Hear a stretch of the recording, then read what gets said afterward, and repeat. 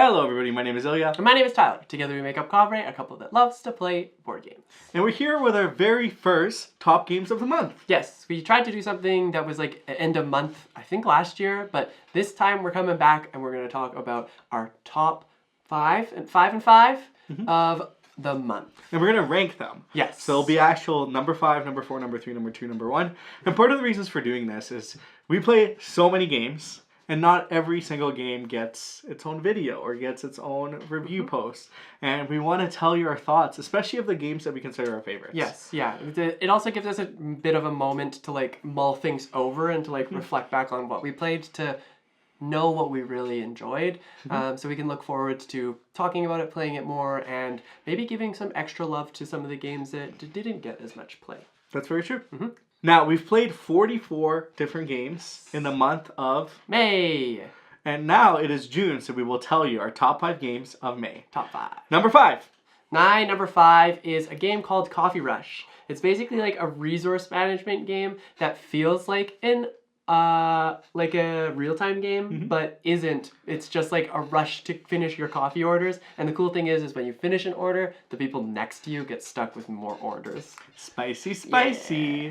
My number 5 is Rebirth. So this is a game that's on crowdfunding right now that we ended up getting a prototype copy of to play. Yes. And it's Rainer Knizia, What's Not to Love. It's simple to play. The art is outstanding. And I think the production quality in the final game is just going to be spectacular. Yeah. Because even the prototype is fantastic. I want to play different sides. There's 2 different sides of the board. And I think the decision making and where to play and like when to block versus when to score points for yourself is a really interesting one that Rainer does in a lot of other games. Yeah. So I had a lot of fun. It's my 5th game. Yeah, it was just quick, simple, and like really easy to like go back and forth.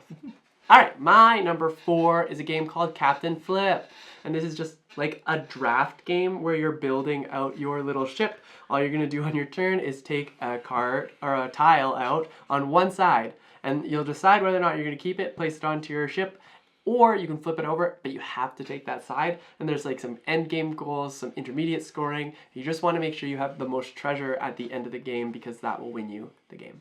There's also different maps, which is really fun. There's a lot. Yeah, there's 4 different maps. And the mechanic is so simple, but it's just so good. Yes. My number 4 is Roll and Bump. Oh, fun. So this is a game that we'll be talking about a bit later as well. But the premise of the game is really simple. You have dice, you're rolling them, and then you're assigning them to claim various cards based on what the objective for those cards are. Yes. Now, if the game makes its way all the way around back to you, and no one bumps your dice and scores better in those categories, then you get to take that card and it'll be worth points. Yes. And it's not only worth points for what the card is, but it's a set collection for the color as well. Yes. So as you're rolling and bumping other players, trying to score the most points and prevent other players from scoring the most points, it's just a blast of fun with a lot of dice. Yeah, I really enjoyed this one too, actually. The set collection part of it is actually really hard, but it was very fun to like bump each other off. Make your runs work. And then you like get a Yahtzee. That was exciting. So yeah. I suspect this is going to be a hit of a game. That's going to be played a lot. I think people will really enjoy that one. Yeah. All right, we're on 3. Yes. My 3rd is Cuba Libre. Ooh. Yeah, this one I just played like at BGG Spring, and it was so much fun. I really appreciated Jeff taking time to teach like the 4 of us that were there. I played the Directorio, and basically this game is like a board game historical representation of like the Fidel Castro era, or like him and his shenanigans.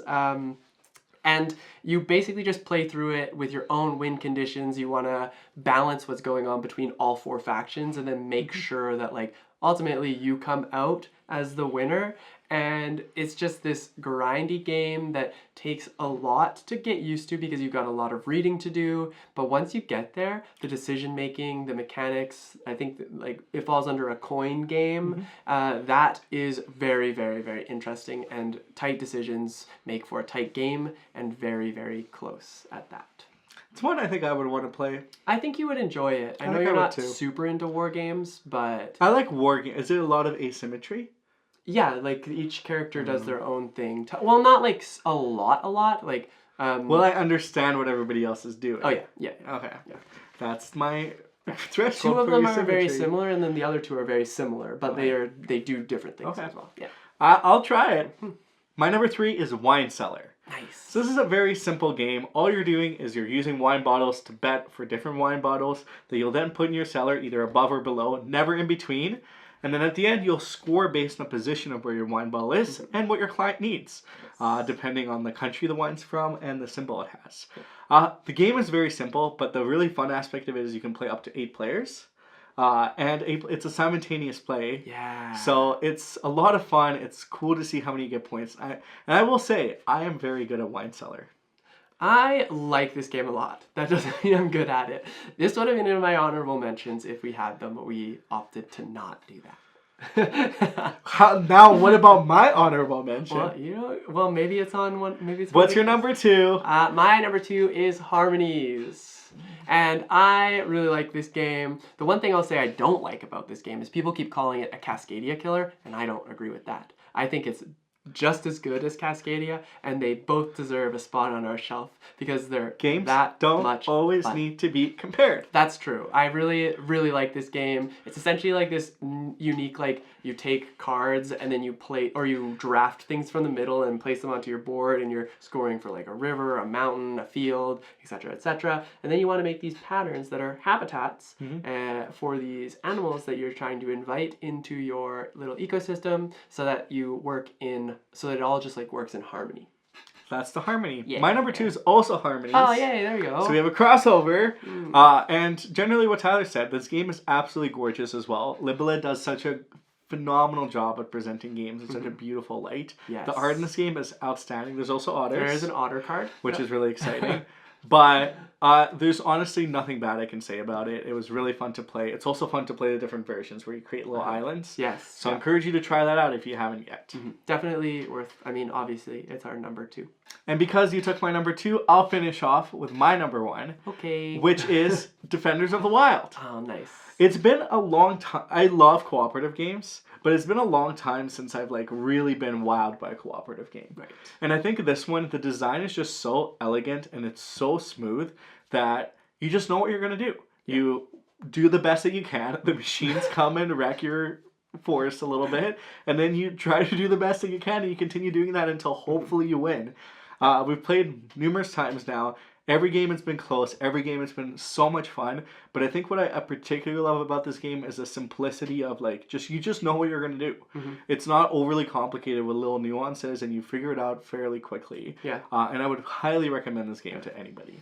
Yeah, the asymmetry in that game is actually just the token actions, and that's really what it ends up being. Well, and then, like, the cute characters. Yeah, and then like there's some like certain actions that certain factions have, but like at the end of the day, you're still doing mostly the exact same thing, and I found that very interesting. From a 2-player perspective, it was cool to like combine the different factions to see how they worked best together. But in a 4-player game, you get to play all of them, so that was always fun. It was a ton of fun. All right, my number 1.